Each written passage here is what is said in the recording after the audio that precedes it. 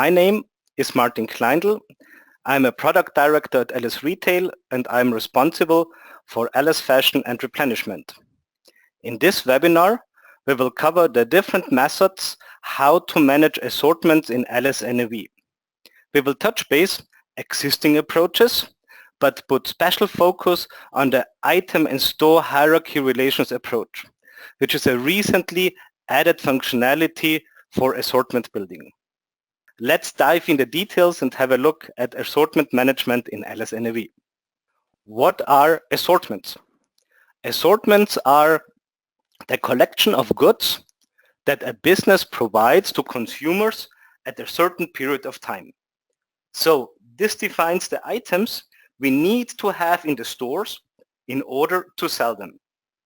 And assortment management is the process and the used tools to create and maintain the assortment by defining active goods and assigning them to specific entities, which are the stores in our case. Assortment management is part of the replenishment suite, which is fully integrated in LS NAV. When we work with assortments, we can face a couple of challenges. First, the amount of data, which is defined by the number of items and the number of stores. I supported a partner in an implementation project for a car spare parts dealer some time ago. This company had more than 15,000 active items in their stores. Imagine this number. Those stores were more like small mini warehouses. In grocery supermarkets, it's not uncommon to have 10,000 to 15,000 items in the assortment. And we see the same with the stores. The more stores and the more variations we have in between the stores, the more challenging and complex the task of managing assortments get. And then we have complexity. Today's customers are more demanding than ever. They expect to get the products they want in their favorite stores. Local differences in the store assortment have become a normality in the meanwhile. Grocery stores, for example, have products from local farmers or producers. In fashion stores, differences in the assortment due to regional differences are a normality. And we see this behavior also in other retail industries. And then we see also fast changing assortments. Life cycles are becoming shorter and shorter. Fashion, electronics are the most extreme examples, but we see it in other places too. And then we need to cover all kinds of exceptions. So, what do we want to achieve? First, we want to reduce your operational cost by squeezing the time spent for creating and maintaining assortments. Second, we want to help you to get a better grip on the assortment by better visualization of the relations and dependencies. And last but not least, we want to reduce the risk of failure by enabling you to reuse existing assortments and store historical assortments. So you can have multiple versions of your assortment and switch between those. Let's have a look on the different approaches, how LS NAV supports you in the process of creating assortments. We have three approaches. First, we have grading. Then we have the store groups and store approach. And finally, our new approach, hierarchy relations. But let us start with grading. When we define assortments with the grading approach, we go through two steps. First, we group our stores into different sizes. In my example, we have small, medium, and large stores, and we have assigned our 4 stores to those 3 groups. In the grading approach, we use grades to represent those store groups. So, grade A represents the large stores, B the medium stores, and C the small stores. Of course, we can have more than 3 grades. Those grades can be understood in a way how we sell our items. Let's assume we operate grocery stores. So we sell food products. In our small stores, the items are placed in shelves, and we find there canned food, frozen food, and pre-packed food. In our medium stores, we have the shelves, and additionally, we sell over the counter. Here our staff slices cheese, sausage, and ham on request for the customers. In our large stores, we have the shelves, sell over the counter, and have additionally a gourmet corner where we sell delicatesse products like high quality fresh fish or meat. For our example, let's assume we have only 3 items in our assortment. We have pre-packed sausage, Parma ham, which is sold in thin slices, and we have expensive Kobe or Wagyu beef. So now let us combine our items with the stores. In our small stores, we only sell the pre-packed sausage and it's located in the shelves. In our medium stores, we sell the sausage and the Parma ham. In our large stores, with the gourmet corner, we sell the sausage, the ham, and the beef. So what we can do, we can also assign grades to the items. An item with grade A is sold in stores with grade A only. An item with grade B is sold in stores with grade B and A. And an item with grade C is sold in stores with grade C, B, and A. Using this rule, we can easily define an assortment by assigning grades to stores and items. In LS NAV, this is done on the location card in the fast tab Replenishment. We assign the proper grade in the field Default Replenishment Grade Code. For items, we do the setup on the Retail Item card in the fast tab Merchandising. We assign the proper grade in the field Replenishment Grade Code. Please note that those fields are only visible if you have selected Item Category Grade in the replenishment setup. Let's recap what we have seen. Grading is a straightforward concept. It's transparent and easy to understand, and it comes with low maintenance effort and cost. The disadvantage of grading is that it should be only used in scenarios without exceptions. So, for simple scenarios, it is extremely easy, simple, and fast to use this approach. And I would always recommend to use it if you don't have any exceptions. Let's have a look at our second approach, store groups and stores. In this approach, we define for every single item in which stores this specific item is available. In my example, the shirt is assigned to the first 3 stores, but not to the last one. And we do this setup for all our items, one by one. This gives us full flexibility, and we can create all types of scenarios and exceptions if needed. We have introduced store groups to reduce the maintenance effort and to make the setup more easy. A store group combines stores with the same behavior, and we can assign items to store groups. Of course, it is possible to assign an item, like the toaster in this example, to store groups and stores at the same time.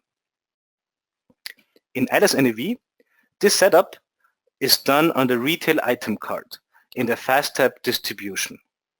There, we assign the store groups and stores to the item.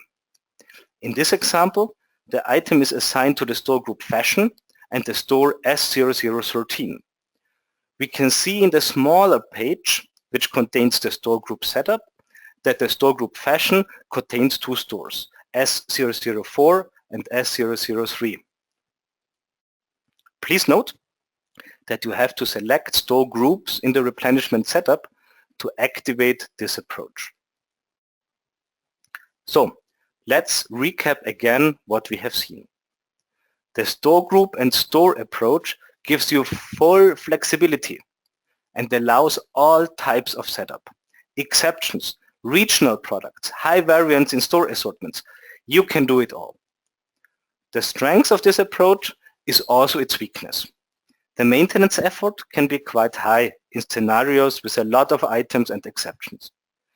And then it can become difficult to still see the big picture, which items are assigned to which stores. Nested groups are not supported, so you cannot have store groups within store groups. This approach is the perfect fit if we have complex scenarios, including regional products and exceptions. And then we have our new approach, assortments based on hierarchy relations. This approach builds on top of the store group and store approach. Again, we start with our stores. And again, we put our stores into groups. But this time, this is a multi-level hierarchy. A hierarchy is a flexible tree structure, and it can have unlimited levels. In my example, I have built a hierarchy based on regions and countries. But you are totally free how to set this up. This could also be based on store size or store types, or any combination of that all. Let's call this a store hierarchy. Similar to the store hierarchy, we can also build item hierarchies. This is not division, item, category, and product group. This is again the multi-level hierarchy, but this time we have assigned items to it. Okay, so we have two hierarchies. How we are supposed to use them? Let's assume we want to create an assortment in which all stores in Europe have meat products in their assortment. When we create such a relation, this will affect all stores within the group Europe and all items within the group meat. Due to the inheritance, all stores in Spain, Italy, Iceland and Sweden will have beef, pork and chicken products in their assortment. With one single relation, we created a lot of detailed relation. If we compare this with the store group and store approach, we would have created relations for the first item in the chicken group, then for the second item in the chicken group, then for the third one, and then we would have continued with the pork and the beef. So here we are just relating the groups, and this will save you a lot of time in the assortment building process. Of course, we can have multiple relations in parallel when we create those assortments. I am quite sure that you now ask yourself if we can have also exclusions in this approach, meaning that we take out items from our built assortment. Let's imagine we want to exclude the beef product group from our current assortment, but only for the North European stores. We can create an exclusion rule between groups, and all stores and items below those groups will inherit this setting automatically. So it's far more transparent to our users what rules we have set up compared to the store groups and stores approach. This is how the hierarchy relation page looks like in LS Nav. But let me show you this in live action. Hierarchies and hierarchy relations can be found in LS Retail, back office, product design, and here we have our hierarchies and the hierarchy relations.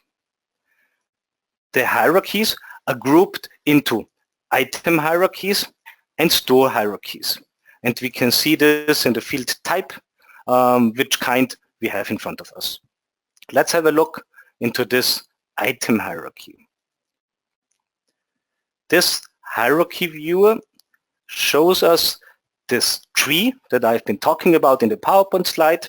It can have unlimited levels, and it's up to you how you define this grouping.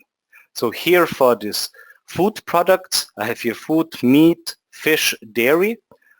But for this fashion products, I have also introduced brands like this Linda brand and Elsa brand and styles. So it's up to you how you define your assortment on the items.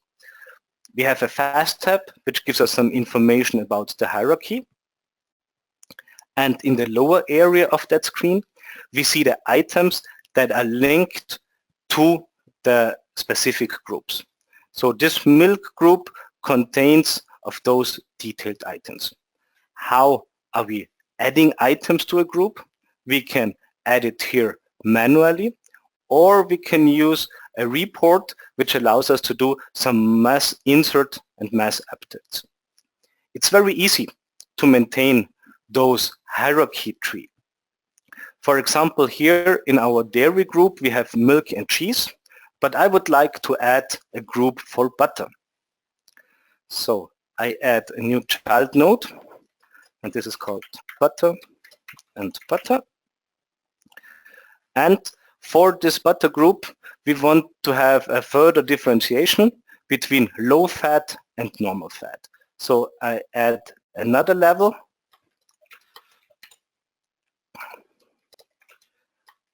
Low fat, and then I create a sibling, and this is normal, just normal.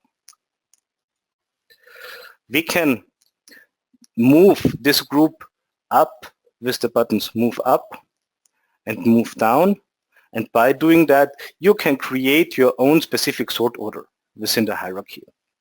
So now let's add some items to this group. We could add it in the hierarchy node link subpage, but I want to use the report. So I click on add items, and here I can filter on various fields for the item, and I will just select the product group for my butter products I have in the database. And since this is normal fat, I also want to differentiate and filter on this one. And here I can use the attributes. So I can filter on this attribute containing fat and select normal. And I could also filter on special groups or on other hierarchy trees, so I can copy from one tree to the other.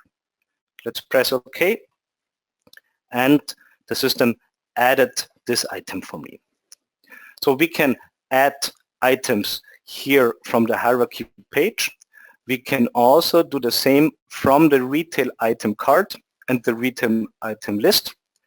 On the retail item list, in the menu actions, we have this function items to hierarchies, and this is used to add items to specific hierarchies. We have this also on the retail item card.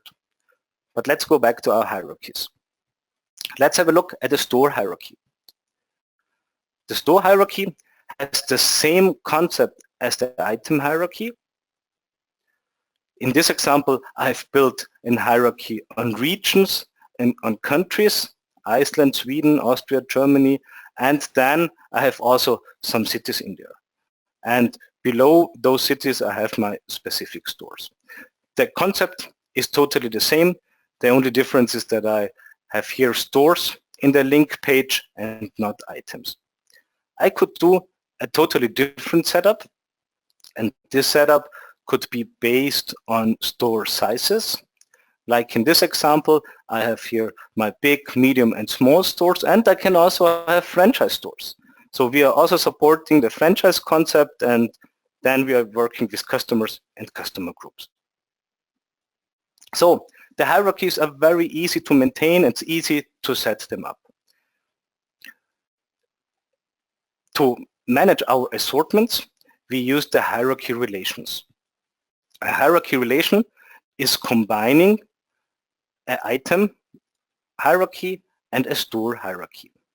And whenever we work with hierarchies, we can start from scratch. But what we usually do is we create a copy of the existing assortment. Then we start to work and maintain this, and then we can activate it. So we have always the possibility to go back to our previous assortment, and we have our historical assortments available whenever we need this. To create a copy, we use the copy hierarchy relations function. But let's have a look into the assortment itself. In the assortment, we see two trees. We see a tree to the left In this case, this is the stores tree. And on the right, we see our items. You remember in the PowerPoint page, I had those arrows which were connecting the groups. Those groups are called relation entries. And I see here that in this example, I have already 10 relations built up. And this is my history, my log. I can always see when was this relation created, who created it, and I can also assign comments. So I can track later on why I introduced this fish group assortment to a specific store. So I can always have this kind of information. But how are we working with those assortments? To show this, I will start from scratch and remove all existing locations from this assortment. And what we will do, we will start with the same example that we have seen on the PowerPoint slides. We want to create an assortment for our European stores in the north and for our meat product. So I just mark both nodes and click on Add Relation. And we see that we created a relation and the groups below the meat group inherited the setting. The check mark in the active field indicates that now the items here are in the assortment. We can do the same for the fish products and for our dairy products. So it's very easy to create those relations. If I'm interested to see which items are behind that, I can activate the detail view by clicking this check mark. Now I see the items that are below this group, and I can also do the same for the stores. We can also create exclusions. So for example, for our store in Reykjavik, in Iceland, we don't have cheese products in the assortment, and I can create this exclusion rule, and I'll see here the check mark disappears, so all the items below the cheese group are not available in the assortment anymore. So you could say now, Martin, this is very nice, beautiful, but you know, we like to work from the items to the stores, so the other way around. Then this is very easy to do. We can switch the views with the reverse left and right hierarchy viewer. So now I have my items on the left and the stores to the right. And this enables me to do the following. I can again show the details.